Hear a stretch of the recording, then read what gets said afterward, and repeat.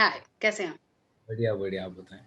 बात जब तरक्की की होती है या बात जब ये होता है ना कि भाई सबको एक जैसा हक है, तो अक्सर लोग सहूलियतों पर जाकर अटक जाते हैं। कि भई उसको अगर ये मिल रहा है तो मुझे भी ये हाँ, मिलना चाहिए।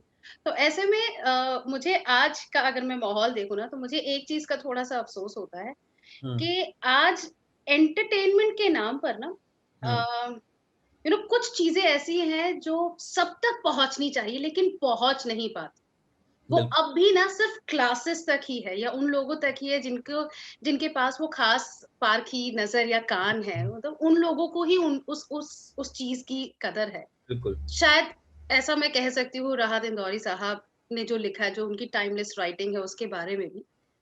पिछले साल हमने उन्हें खोया और इस बात का अफ़सोस हुआ एंड स्पेशली उन लोगों को अफ़सोस हुआ जिन्होंने ये समझा कि इस तरह के जो लोग हैं वो नहीं मिलते। ये सैकड़ों सालों में कभी एक बार पैदा होते हैं। तो हमने एक बहुत बड़ा नुकसान पिछले साल झेला, खोकर राहत इंदौरी साहब को। तो उन्हीं को ट्रिब्यूट देते हुए सॉन्ग ड्यू एक कैंपेन लेकर आया है। सो बेसिकली राहत इंदौरी साहब की जो टाइमलेस राइटिंग है उसे एक नए या आज के माहौल में जैसे हम लोग बात कर रहे थे कि आज के लोगों तक उसे पहुंचाना है तो उसे पहुंचाने की एक कोशिश कुछ सिंगर्स कर रहे हैं, कुछ कंपोजर्स कर रहे हैं, कुछ कंपोज किया है उन्होंने उनके लिखे पर और कुछ पेंटर्स हैं जिन्होंने उनके लिखे पर कुछ बनाने की, कुछ क्रिएट करने की कोशिश की। तो इट्स अ ब्यूटीफुल कैंपेन जो लेकर आया है सॉन्ग ट्यूब। सो हुँ, इसमें 9 कंपोजर्स हैं। जी, उनमें से एक इस वक़्त मेरे साथ हैं और वो है मेरे बनकर आज artist of the day. Hello Ashan, कैसे हैं आप? थैंक यू फॉर हैविंग मी।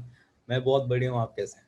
बहुत बढ़िया जी। तो और ये जो बढ़िया काम आप कर रहे हो राहत इंदौरी साहब को ट्रिब्यूट देने का, ये बताइए कब ये बात कब शुरू हुई थी? कैसे आप तक पहुँची? What's the whole story?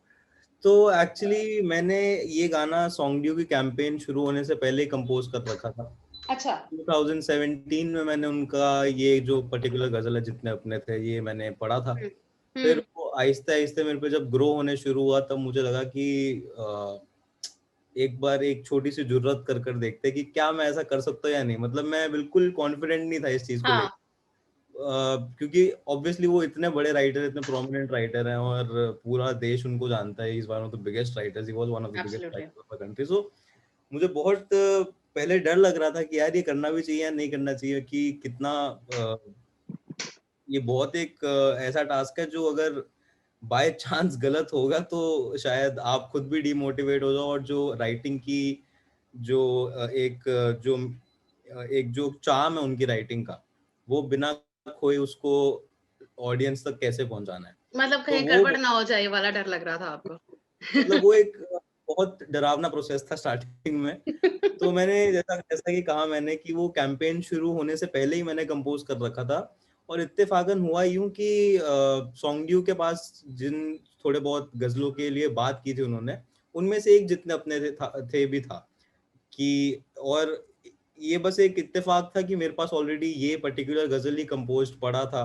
तो मैंने बस एक वो होता है ना कि चलो मेरे पास कंपोज़्ड गज़ल है, आप लोग सुन के देख लो एक बार कि आपको अच्छा लग रहा है, नहीं।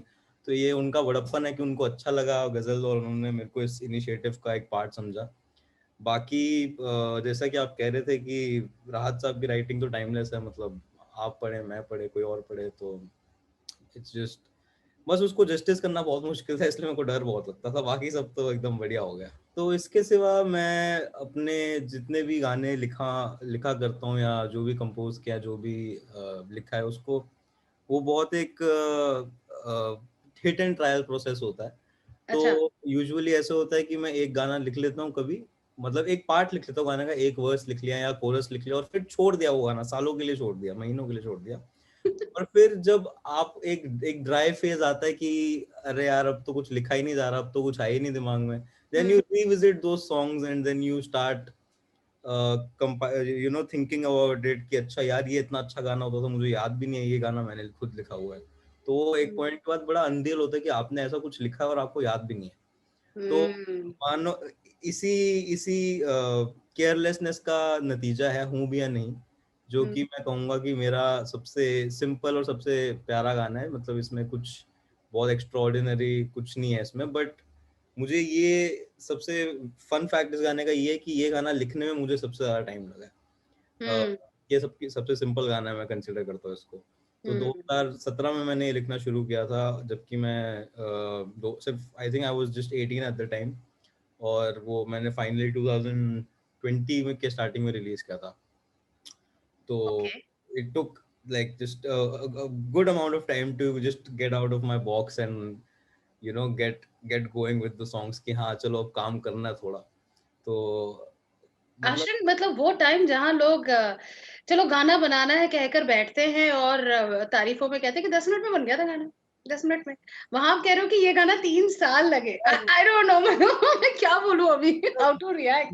मैं कभी इस चीज के बारे में हमेशा ट्रांसपेरेंट रहता हूँ कि मेरा राइटिंग प्रोसेस बहुत टाइम लेता है, और वो मुझे लगता है अच्छी राइटिंग वो तभी स्टिक करती है जब आप अपने फीलिंग्स के साथ ट्रू रहो। अगर आप जो मटेरियलिस्टिक चीजें चल रही हैं आज की डेट में कि चलो सभी आजकल सभी कुछ ना कुछ लिख रहे हैं, अच्छी बात है जो कि बहुत, पर मुझे लगता है कि जब तक आप जो आप लिखना चाहते हो उसके एसेंस तक ना पहुंचो, उसके रूट तक ना पहुंचो, तब तक वो मैसेज कन्वे नहीं हो पाता। तो तभी मैं हर एक वर्ड को काफी ध्यान से चुनता हूँ कि अच्छा यहाँ पर ये शब्द जा रहे हैं, यहाँ पर ये शब्द नहीं जा रहा। तो it takes a long time to come up with these things. और मुझे हाँ मतलब ऐसे गाने भी हैं जो 10-10 मिनट में लिखे हुए हैं, मैं ये नहीं कहूँगा ऐसे गाने नहीं, बट कुछ गाने होते हैं जो लगते हैं जिनमें टाइम लगता है ऐसे, तो कोई ऐसी खैर नहीं। मूड भी लगता है और देखिए तैयारी भी लगती है। सो ऐसे में ये बात तो मुझे समझ आई कि यू बिलीव कि अगर किसी चीज़ को महसूस कराना है तो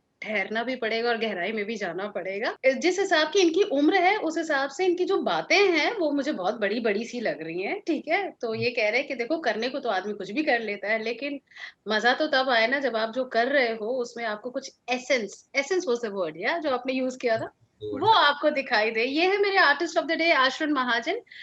बहाना इनसे मेरी बात का है, राहत इंदौरी साहब को सॉन्ग ड्यू दे रहा है एक beautiful musical and creative tribute, जहां म्यूजिक इंडस्ट्री के 9 लोग आए हैं। उन्होंने अलग-अलग ट्रैक्स उन्होंने जो लिखा है उस पर उन्होंने कुछ क्रिएट करने की कोशिश की एंड आल्सो द पेंटर्स वो भी कैनवस पे कुछ क्रिएट कर रहे हैं इंस्पायर्ड बाय राहत साहब। आपकी अगर मैं इंस्पिरेशन की बात करूं तो उसमें कहाँ है राहत साहब और क्यों? देखें, जब मैंने स्टार्टिंग में पोइट्री जब मैंने पढ़नी शुरू ही की थी, तो सबसे पहले शायर ही राहत इंदौरी साहब थे मेरे। और अच्छा। ये इसलिए नहीं कह रहा हूँ क्योंकि मैंने उनका गाना बनाया या ये इनिशिएटिव चल रहा है। Genuinely the first shayar that I ever took up was Rahat Sahab, because I tried to read Mirza Ghalib और एवरीथिंग, जो सबसे ज्यादा फेमस प्रोमिनेंट शायर्स हैं, पहले उनको पढ़ने की कोशिश की, पर मुझे लगा कि वो नहीं मेरे से ग्रास्प हो पा रहा अभी, because I was बारली 16-17 at the time. तो मुझे यू लगता आर था बीइंग ऑनेस्ट। I am- अब क्यों झूठ बोलना है अब।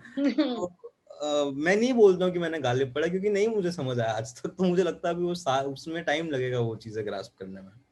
तो राहत साहब की जब मैंने पहली किताब उठाई थी, मैंने उनकी, मुझे आज भी याद है, पहली किताब थी नाराज। और नाराज पढ़कर मैंने आहिस्ते आहिस्ते जब उनकी दूसरी किताब पढ़ी, नाराज, मौजूद, जितनी भी किताबें उनकी, सब पढ़ पढ़ के मैं उनके इंटरव्यूज देखने शुरू हो गया। फिर उनके मुशायरे जो भी ऑनलाइन अवेलेबल है वो देखने शुरू हो गया। तो एक अलग प्यार हो गया था उनसे। मतलब ये नहीं है कि वो इंस्पिरेशन थे मेरी या कुछ थे ऐसा, क्योंकि इंस्पिरेशन मिलती थी उनसे, बट मुझे ये भी पता था at the end of the day कि उनकी तरह लिखना एक वो क्राफ्ट और वो स्किल्स डेवलप करने में एक पूरी जिंदगी लग जाएगी। और अभी उनके उनसे इंस्पिरेशन आप इसी चीज में ले सकते हो कि जो वो as a human being, as a person जो वो हैं, या जो जितना भी आप उनके बारे में पढ़ पाए हो अभी तक, उससे अगर आप कुछ सीख सकते हो तो उससे इंस्पिरेशन ले लो। एज अ राइटर उनसे इंस्पिरेशन लूंगा मैं जब मैं उस लेवल पे पहुंच जाऊं कि मैं उनसे इंस्पिरेशन लेने लायक बनूं। क्या बात। अभी मुझे लगता है कि अभी मैं उस लायक नहीं हूँ कि मैं ऐसा बोल पाऊँ कि मैं राहत साहब से इंस्पायर्ड हूँ उनकी राइटिंग की वजह से। उनकी फियरलेसनेस, या जो अंदाज से वो बोलते थे, या जब वो स्टेज पर होते थे तो वो कैसे ऑडियंस के साथ इंटरेक्ट करते थे। उनको लाइव भी मैं अपनी लाइफ में बहुत मतलब दुख की बात है, बट एक ही बार उनको मैं लाइव देख पाया हूँ अपने आसपास उनको परफॉर्म करते। तो तब तब भी जब मैंने उनको देखा था तो यही था कि जिस तरह से वो एंगेज करते हैं अपनी ऑडियंस को, अपने लोगों को, वो एक अलग ही लेवल का कॉन्फिडेंस भी है। और वो ऑफ कोर्स वो कब से कर रहे हैं। बेबाकी। हम्म। हाँ, और मतलब वो it's just something that you can't explain कि आप मैं कभी नहीं कहता कि मैं इंस्पायर्ड हूं उनसे in terms of his writing, because अभी मैं उसके लायक नहीं हूं, but for the person that he was, for the things that is done for our country, जो भी उन्होंने लिखा है हमारे देश के बारे में या पॉवर्टी के बारे में या जितनी जितनी भी सोशल चीजों के बारे में लिखा है, तो उन चीजों से काफी इंस्पिरेशन मिलती है कि you know he was a very he was someone who was always trying to unite people. He was never talking about separating or anything like that. Everything was about uniting and becoming one. So inspiration के तौर पर वो बस जिस तरह वो बस उनका जो ऑरा था वो बस अलग ही था। ये बताओ मुझे कि लोग कहते हैं कि किसी भी शायर के लिए दिल का टूटना बड़ा जरूरी है। You feel so? अपनी अपनी पर्सपेक्टिव है। देखो, जिनका दिल टूटा वो बेहतर लिख रहे हैं, जिनका कम दिल टूटा वो तो कम बेहतर लिख रहे हैं। पर हाँ, आपको क्या लगता है, आपका दिल टूटने के बाद आपकी लिखाई बेहतर हुई? अरे 100% बिल्कुल। हाँ? वो होता है मतलब वो आपका एक ना रिडेम्पशन होता है कि अगर किसी ने आपका दिल तोड़ा तो आप किसी तरह तो अपने आप को रिडीम करने की कोशिश करते हो ना। तो जो लोग गा पाते हैं वो कहते हैं कि अब मैं इस दुनिया का बेस्ट सिंगर बनूंगा, जो आवाज में दर्द है। हाँ, आवाज में दर्द ले आऊंगा मैं अपनी। जो लोग पेंट करते हैं वो कहते हैं कि नहीं, अब देखो मैं अपना दिल टूटा हुआ बनाऊंगा किसी आर्टसी वे में। और जो शायर होते हैं वो कहते हैं हाँ, हम लिखने की और कोशिश कर लेंगे, हम क्या ही कर रहे हैं, और काम तो है नहीं हमारे पास दिन भर। देखो, टूटे टूटे दिल वालों का मजाक ना उड़ाओ, दुनिया भरी पड़ी है उनसे, ठीक है? कुछ आप भी कुछ हम भी। हम उसी कम्युनिटी के है ना, तो हम, मुझे लगता है हम मजाक उड़ा सकते हैं, कोई बात नहीं। ये अपना।